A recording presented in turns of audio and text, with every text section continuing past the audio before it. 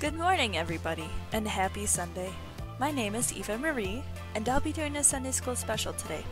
I hope my students are watching and that they share this with parents or other family. You can even share this video with neighbors and friends. For new people, I hope you follow me for more upcoming videos, because I may be doing this every Sunday due to current events. Today, we will be learning about some biblical history and science that can help us improve our relationship with God and others. Watch till the end and you'll hear about some rubber duckies and get to learn how to do a science experiment that represents a life-saving method.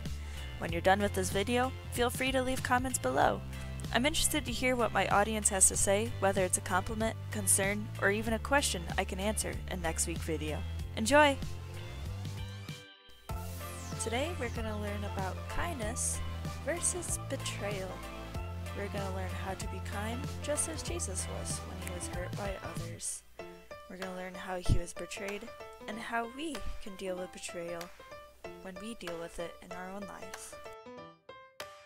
With the Bible verse, it is found in Luke 6:35. Love your enemies and do good to them. So what is betrayal? When someone betrays us, they break the trust between us.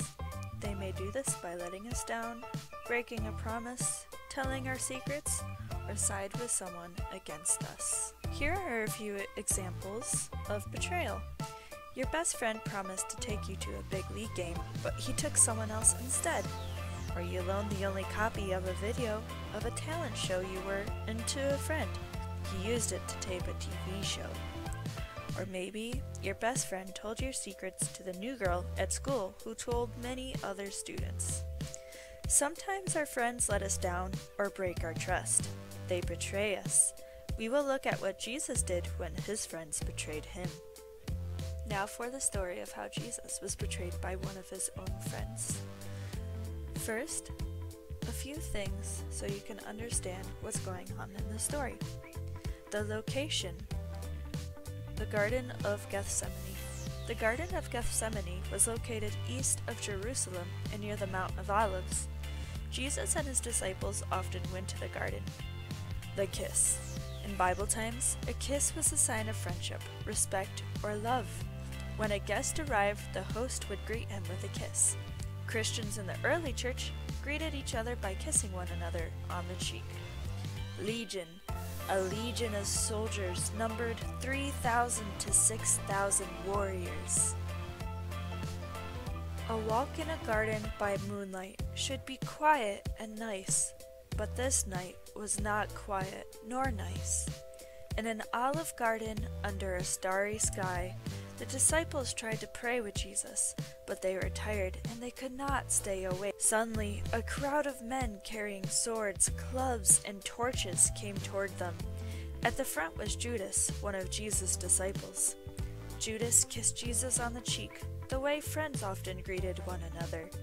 When he stepped back, strong men rushed forward to grab Jesus by the arms and hold him captive. Judas had betrayed Jesus to them. One of the other disciples was angry. He was ready to fight for Jesus. He drew his sword and swung it, slicing off the ear of a man in the crowd. Jesus ordered the disciple to stop. Then he reached out, touched the bleeding man, and healed the ear. Jesus said to his disciples, "Don't you know that I could call on my Father, and he would send more than 12 legions of angels to help me? But if he did, how would God's word be fulfilled? This is all part of God's plan." Then Jesus asked the crowd, "Am I leading a rebellion? Is that why you've come out with swords and clubs to capture me? I taught every day at the temple. You could have come for me anytime, but this must happen to fulfill what God's word says." Jesus' words probably didn't help the disciples feel any better. They probably weren't thinking about what the prophets had said. They were thinking about themselves. The mob was still, their leader was under arrest. Disciples did not want the same thing to happen to them. They ran away and left Jesus to face the mob alone. We don't know when we might be betrayed by a friend. We might need God's help to act with kindness even if we feel hurt. If you are betrayed or hurt by a friend, simply ask God to help you be kind to the person who hurt you. When we are hurt, God gives us the power to forgive and be kind. Let's refer back to the memory verse. Love our enemies and do good to them, Luke 6:35. Even Jesus endured betrayal and died for us so our sins can be forgiven and we can become God's children. Now I'm going to read something from the book called Indescribable by Louis Giglio. Pollution solution. Do everything without complaining or arguing. Philippians 2:14. Pollution happens when something gets dumped into the environment that doesn't belong.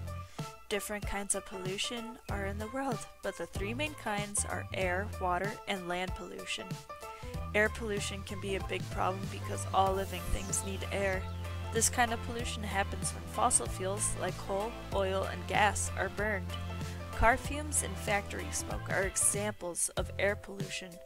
Water becomes polluted when chemicals, detergents, garbage, or even sewage gets dumped into streams, rivers, or oceans. Land is most polluted by trash from litter on the side of the road to massive garbage dumps and landfills. All that pollution is bad for the environment and bad for you, but there are ways that you can help. You can help by walking or riding your bike instead of taking a car. Pick up litter and put it in the trash. Recycle as much as you can. Turn off lights and electronics when you aren't using them.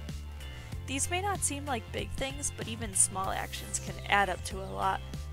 One other kind of pollution you can help get rid of is attitude pollution. This happens when you dump whining or angry words into the environment around you, like all pollution. This hurts the environment around you, and that means it also hurts you. Times will come when you're angry or upset because you have to do something you don't want to do, but throwing a fit or grumbling won't change a thing. Instead, take a deep breath and simply smile, then tackle that chore as if you're doing it for God. I encourage you to look at Colossians 3:23, because whatever you do for others, you also do for God. Complaining pollutes the air around you, but a joyful spirit makes the environment better for everyone. I encourage you to pray with me. Dear God, some things I just really don't want to do, like cleaning my room and taking out the trash, but help me remember that when I serve others, I also serve you. Help me make the environment around me better and brighter with a joyful spirit. In Jesus' name. Now, you've stayed for all of the video, so I am going to reward you with the rubber ducky story. Be amazed. One of the strangest pollution stories happened when a ship somehow spilled its cargo into the middle of the Pacific Ocean. What was the cargo? 28,000 rubber duckies, along with a few rubber turtles, beavers, and frogs. Some of those duckies floated thousands and thousands of miles all the way to Alaska. Pour some black pepper into a bowl of water. These kind of represent germs. I kind of put too much in there, so that's a lot of germs. Stick your finger in the bowl of germs. That's gross. That sticks to your finger, and that's a lot of germs. Yuck, yuck, yuck, yuck. Now, use some dish soap. This represents hand soap. Put it on the end of your finger. Kind of spread it around on your finger as if you're washing your hands. And then you'll dip it. See how the germs kind of like escape? And there's none on your finger.